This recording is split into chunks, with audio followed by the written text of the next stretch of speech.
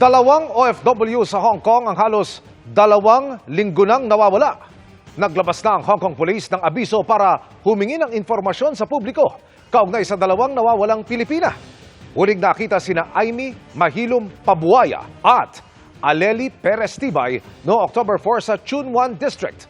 Ayon kay Migrant Workers Secretary Hans Kakdak, nag-report kaagad ang kanilang employer nang hindi na sila bumalik matapos ang kanilang day off. Bago mawala, nakausap pa sila ng kanilang mga pamilya. Ito ang maaaring maging lead ng mga otoridad para matuntun sila. Sabi pa ng DMW, walang record na lumabas ng Hong Kong ang dalawa. Nakikipag-ugnayan na ang DMW sa mga otoridad sa Hong Kong, maging sa Philippine Consulate General's Office at Department of Foreign Affairs. Kinakausap na rin ng OWA ang pamilya ng 2 OFW para tiyakin ang pagbibigay sa kanila ng updates at suporta.